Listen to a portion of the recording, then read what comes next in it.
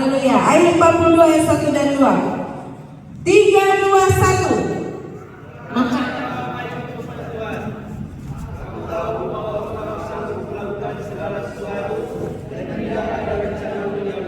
amin. Haleluya. Silakan dulu. Ada begitu banyak zona kehidupan yang orang alami yang tidak mungkin bisa tolak. Apa? Sakit. Amin. Permasalahan. Amin. Ya. Umur yang lebih tua. Amin. Ya. Rambut yang semakin putih. Amin. Ya. Ya. Haleluya. Ya. Badan yang semakin besar ataupun semakin kecil. Amin. Situasi yang tidak bisa ketolak. Apalagi orang makanan yang di depan yang paling besar tidak bisa kita tolak. Haleluya. Kalau orang Desember atau hari pengucapan dari rumah ke rumah susah dia makanan, toh tidak bisa kita tolak. Ya. Manusia tidak bisa menolak namanya keenakan. Haleluya. Amin. Puji nama Tuhan.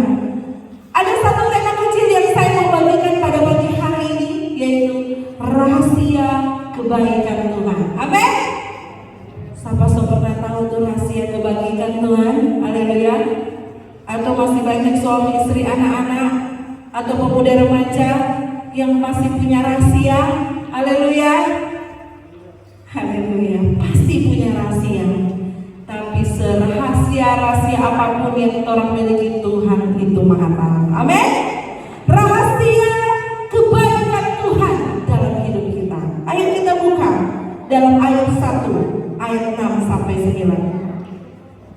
Haleluya, saya baca dengan cepat. Bagaimana kita bisa mengalami rahasia? Apa itu rahasia kebaikan Tuhan dalam hidup kita? Ayat 1 ayat 6 sampai 9 berkata, pada suatu hari datanglah anak-anak Allah menghadap Tuhan, dan di antara mereka datang juga iblis, saudara. Maka bertanyalah Tuhan kepada iblis, dari mana engkau? Lalu jawab iblis kepada Tuhan, dari perjalanan mengelilingi menjelajah bumi. Lalu bertanyalah Tuhan kepada iblis, apakah engkau memperhatikan hamba-Ku Ayub? Sebab tiada seorang pun di bumi seperti dia, yang demikian saleh dan jujur, yang takut akan Allah dan menjauhi kejahatan. Lalu jawab iblis kepada Tuhan, apakah dengan tidak mendapat apa-apa Ayub akan takut akan Allah? Bukankah engkau yang membuat pagar sekeliling dia dan rumahnya serta segala yang dimilikinya? Apa yang dikerjakan telah kau berkati, dan apa yang dimilikinya makin bertambah di negeri itu. Haleluya. Bagaimana dan apa rahasia kebaikan Tuhan dalam hidup saya dan saudara? Ya, kalau orang manusia punya banyak rahasia, tapi Tuhan itu paling tahu rahasia apa yang orang pikirkan. Tapi sekarang menjadi pertanyaan, apa rahasia kebaikan Tuhan, dan bagaimana orang bisa tahu kebaikan Tuhan terjadi dalam hidup saya dan saudara? Amin. Pertama, siap mengalami pencobaan. Haleluya. Mau tahu gak rahasia Tuhan? Mau tahu gak bagaimana kebaikan Tuhan orang boleh alami? Pertama apa? Siap menghadapi pencobaan. Ketika iblis dan Tuhan berkomunikasi, sharing atau konseling atau saling berbicara, ya, apa yang dikatakan Tuhan, apa yang dikatakan iblis pada waktu itu? Jika misalkan aku ambil semua yang dimiliki Ayub, apakah dia mau menyembah Tuhan? Haleluya. Dan sekarang kita alami sebagai orang-orang Kristen, ketika hidup kita, ya, yang dicobai Tuhan, mengalami pencobaan, ya, manusia pasti akan mengalami pencobaan. Makanya di dalam doa Bapa kami selalu dikatakan, jauhlah kami dalam pencobaan. Apa maksudnya, saudara? Dan saya juga merenungkan, ternyata bagaimana dan rahasia apa supaya orang bisa melihat dan mengalami kebaikan Tuhan? Pertama, siap, mau tidak mau, apapun kondisi dan resikonya, orang harus menghadapi itu pencobaan. Amin. Haleluya. Mau gak kita hadapi pencobaan? Mau gak kita menghadapi pencobaan? Haleluya. Siapkah kita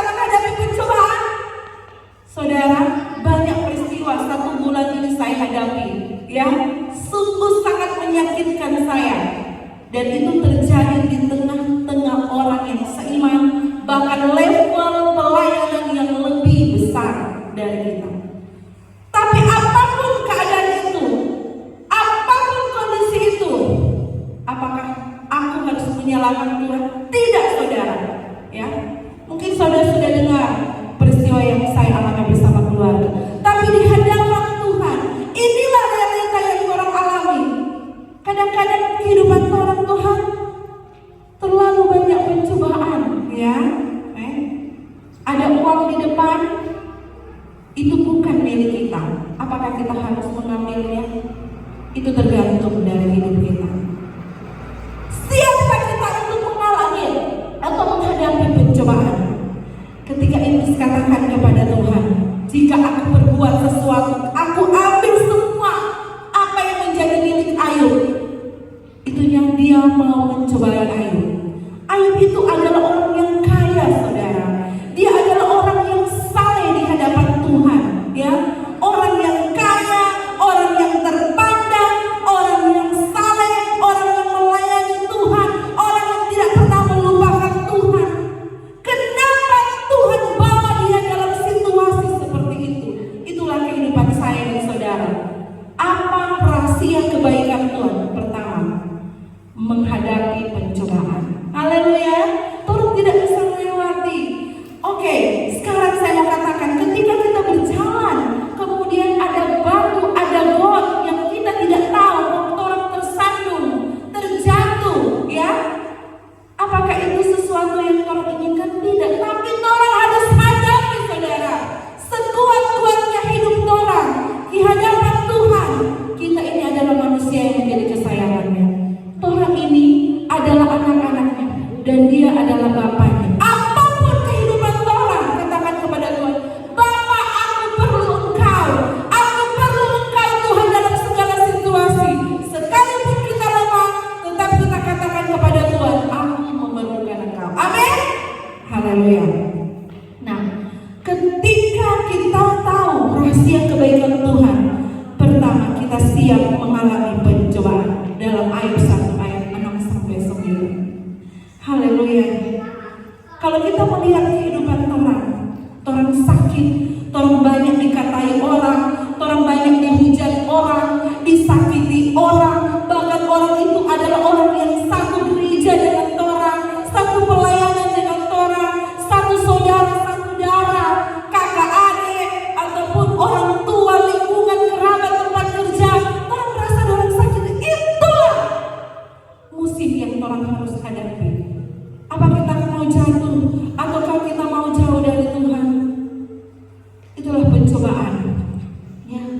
Tuhan tidak mendatangkan kita dalam kecelakaan, tidak memberikan kita kecelakaan, tapi Tuhan mengizinkan itu terjadi dalam kehidupan orang. Haleluya. Sesulit apapun kehidupan orang, tapi ketika kita mengerti adalah semua itu karena kebaikan Tuhan. Haleluya. 2022, 2023 ini adalah memasuki bulan kedua. Apakah kita tahu bahwa bulan Desember yang lalu, kita umur kok mau tambah 2 bulan? Kita tidak akan pernah tahu, saudara. Saya pun tidak pernah tahu saya masih bisa berdiri di flex ini. Itu bukan karena tolong kekuatan. Karena vitamin banyak, oke? Karena makan banyak, oke? Karena tidur banyak, oke?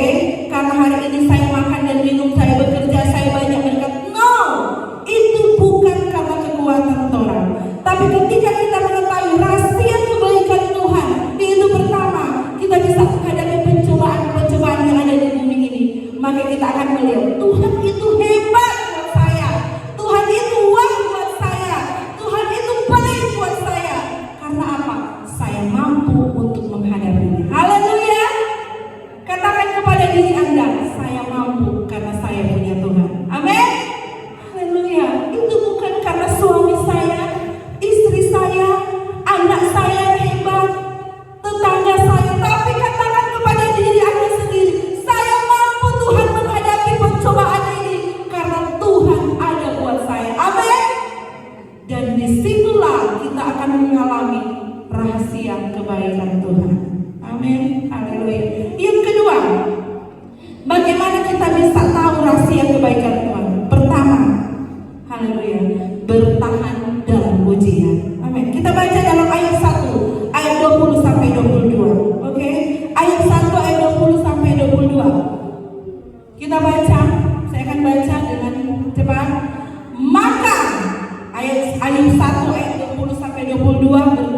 berkata, maka berdirilah Ayub, lalu menggoyang jubahnya dan mencukur kepalanya, kemudian sujudlah ia dan menyembah. Katanya, dengan telanjang aku keluar dari kandungan ibuku, dengan telanjang juga aku akan kembali ke dalamnya. Tuhan yang memberi, Tuhan yang mengambil, terpujilah nama Tuhan.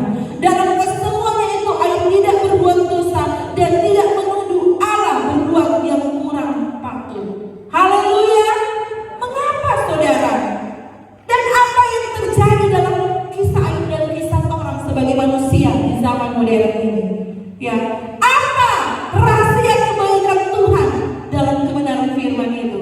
Itu bertahan dalam ujian, saudara. Ya, mampukah kita bisa melewati ujian-ujian hidup? Sakit, tidak ada uang, ya, tidak ada yang bisa dimakan, ya, banyak pergumulan, tidak ada pekerjaan, usaha tidak ada pemasukan, bahkan pengeluaran lebih banyak. Anak-anak punya kebutuhan tidak tercukupi, suami jauh, ya, suami dekat, sedangkan suami dekat asli keperluan tidak ada, suami jauh tidak ada, saudara. Apa yang orang banggakan di dalam hidup ini? Tidak ada, saudara. Tidak ada yang orang banggakan di dunia ini. Tidak ada. Haleluya. Singkat cerita, ketika di Jakarta banyak sekali pergumulan yang saya hadapi, karena semua orang keluarga saya bahwa itu keputusan saya. Tapi satu hal, saudara, kalau saya mengenai itu, saya katakan kepada beberapa hamba Tuhan yang share lewat telepon, saya katakan, kalau mau tampung sodi air mata selama kurang lebih 1 bulan itu ember, banyak sekali itu air mata. Tapi inilah kehidupan manusia. Di balik orang bilang sengsara membawa nikmat, orang tidak bisa lihat kebaikan Tuhan, tapi orang bisa rasakan kebaikan Tuhan. Amin. Saudara dan saya hidup sampai hari ini bukan karena gereja ini, bukan karena hamba Tuhan, bukan karena kau setia memuji Tuhan, bukan karena engkau setia membaca Alkitab, bukan karena kebaikanmu di hadapan Tuhan, bukan karena kau hebat di mata manusia. Semua karena Tuhan. Haleluya. Semua karena Tuhan, saudara. Ya, kata hamba Tuhan, kalau masih ada di bawah dari kata hamba Tuhan, orang tidak ada arti-artinya, saudara. Tidak ada artinya. Orang sama semua. Kalau misalkan batu sama batu semua, kepala batu semua. Kalau pasir sama semua, pasir semua. Kalau aku semua, aku semua. Tapi orang itu berharga di mana Tuhan. Amin. Makanya rahasia kebaikan Tuhan yang kedua, bertahan dalam ujian, saudara. Kenapa ayat ini, ayat 1, 20 sampai 22 ini, itu menggambarkan, ya, ketika anak-anaknya mati, ya, harta kekayaannya habis, saudara. Dia tidak ada apa-apanya. Makanya dikatakan apa? Dengan telanjang aku keluar dari kandungan ibuku, dengan telanjang juga aku kembali ke dalamnya. Haleluya. Itu maksudnya apa, saudara? Cuma satu, ya, tidak ada apa-apanya. Ya, orang kalau melahirkan seorang bayi, apakah dia tahu dia punya harta? Apakah dia tahu dia punya papa DP nama Yoris, DP mati Sisi? Dia tidak tahu, saudara.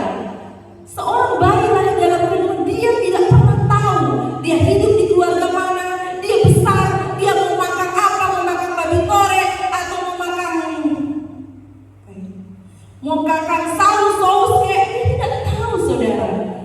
Tapi makanya katakan, dengan telanjang dia keluar, dengan telanjang pulang dia kembali. Dan itu suatu zona kehidupan yang orang mesti sadari bahwa orang ini tidak ada apa-apanya di hadapan Tuhan. Tapi kalau kita melewati semua ujian yang Tuhan izinkan, bukan Tuhan berikan, saudara, ingat baik. Tuhan berikan dan Tuhan izinkan itu beda. Makanya dikatakan bahwa temptation, pencobaan, dalam bahasa Inggris temptation atau pencobaan itu dari iblis, tapi tes itu dari Tuhan sebagai ujian untuk mendapatkan keselamatan buat kita. Amin. Ya.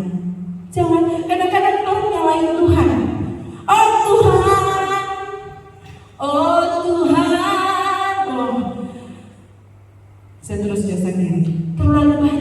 dalam hidup. Tidak apa-apa, itu manusiawi. Kalau orang menangis di hadapan Tuhan, ingat baik. Kita belajar. Kalau kita menangis tapi berur, tapi laki-laki yang tersayang di rumah dan di luar rumah, kalau mau menangis paling dia semua bilang, terlalu lebay, terlalu lebay. Jangan menangis. Kan memang saya seperti itu. Sebelum berkata, semua nangis duluan. Ya, makanya saya kata Tuhan, aduh, lebih baik kita nangis juga Tuhan. Tuhan tidak pernah komplain tapi air mata, ya toh. Tapi saya percaya Tuhan pasti jawab. Amin. Ya kalau bapak ibu, bapak-bapak saya tahu kurang suka menangis di luar, tapi di dalam banyak. Tapi ibu-ibu paling banyak menangis, toh, ya toh. Paling banyak menangis ibu-ibu, bukan ibu-ibu, wanita-wanita, toh. Semua wanita paling banyak menangis, ya. Menangis coba Tuhan. Kalau orang kayak Tuhan yang modern, menangis coba Tuhan. Tuhan pasti hitung setiap air mata kita. Amin. Yang kedua, sekarang kata bertahan dalam ujian dalam hidup ini. Kalau orang mampu bisa menghadapi, itulah rahasia kebaikan Tuhan. Ya, di balik proses yang orang alami, orang akan melihat, oh Tuhan, thank you, terima kasih banyak Tuhan. Yang ketiga, apa rahasia kebaikan Tuhan? Pertama, menyerah dalam suka dan duka. Aduh, ini akhir kata ini paling aduh Tuhan. Kalau suka mungkin orang mau menyerah, wah suka-sukamu Tuhan. Toh, menyerah dalam suka enak banget, enak sekali memang. Tapi kalau di dalam duka, mana-mana ke Tuhan. Mana-mana ke Tuhan. Terserah kepada Tuhan. Malu Tuhan. Mana-mana ke Tuhan. Malu kalau boleh Pak. Manusia, anak manusia loh. Mana-mana ke Tuhan. Malu kalau boleh kok. Jangan begitu buat dia saudara. Terlalu banyak yang kita disakiti. Ketiga, menyerah dalam suka dan duka. Ayo kita baca dalam Ayub 2 ayat 9 dan 10. Ayo kita baca. Ayub 2 ayat 9 dan 10 katakan, maka berkatalah istrinya kepadanya, masih belum tekunkah engkau dalam kesalehanmu? Kutukilah Allahmu dan matilah. Tetapi jawab Ayub kepadanya, engkau berbicara seperti perempuan gila. Apakah kita mau menerima yang baik dari Allah, tetapi tidak mau menerima yang buruk? Dalam kesemuanya itu Ayub tidak berbuat dosa dengan bibirnya. Haleluya. Kenapa? Rahasia kebaikan Tuhan, menyerah dalam suka dan duka. Ya, orang mau hanya terima baiknya dari Tuhan, tetapi buruknya apakah tidak? Makanya rasai kebaikan Tuhan. Ya, pertama apa? Mengalami pencobaan, tahan dalam ujian. Dan ketiga, menyerah dalam suka duka. Saya katakan tadi bahwa temptation, pencobaan, dan tes atau ujian itu dua hal yang berbeda, tapi berjalan seiringnya. Dua kata ini adalah hampir sama saudara, pencobaan dan ujian. Kalau kita menganggap itu pencobaan, kita bisa saja jatuh, ya. Tapi kalau kita menganggap itu ujian, kita bisa menang dari pencobaan. Amin. Haleluya. Oke. Dalam suka dan duka. Makanya ketika istrinya katakan, kutukilah Tuhan itu, Tuhanmu itu dia harus kutuki. Nah saudara, kadang kalau orang berada di situasi sakit, bencana, pergumulan, menderita, setiap hari berdoa tidak dijawab-jawab, atau hati ini tersakiti oleh orang-orang yang di samping orang, atau diri orang merasa bersalah karena tingkah laku orang. Kadang-kadang orang seperti itu kan, kadang-kadang, dan pasti seperti itu saya pun demikian. Makanya dikatakan menyerah dalam suka dan duka. Orang-orang pasti atau kita sendiri bahkan mau menyalahkan Tuhan dalam situasi. Makanya istrinya katakan, kutuki Tuhanmu. Kau sudah menyerah, kau sudah melayani Tuhan, kau sudah begini. Sudah berbalik saudara. Mana Tuhanmu yang membela engkau? Tapi apa dia katakan? Apakah cuma yang baik yang orang terima dari Tuhan? Tapi yang buruk, itulah ujian. Yang ujian dari Tuhan itu memang orang bilang berkata, tapi aku yang alami. Kadang begitu loh. Enak sekali dia bilang, tapi kita yang mengalami sakit. Apalagi kalau orang sakit, saudara. Orang kalau sakit itu kalau mau bilang seperti anak bayi, ya toh. Orang yang mau kasih perhatian kadang-kadang disalahartikan. Tapi memang begitulah kehidupan. Terlihat seperti itu toh. Makanya kan kalau di rumah sakit, halo Pak, Bu, gimana kondisinya? Banyak ngomel toh. Kalau orang pasien itu banyak DP, banyak bicara, karena ini sakit tidak sembuh-sembuh, ya toh. Ini penderitaan orang secara pribadi, orang mau berdoa, mau datang di gereja atau mau datang di situasi, sudah banyak pergumulan. Ini diri saya tidak layak di hadapan Tuhan ataupun manusia, ya.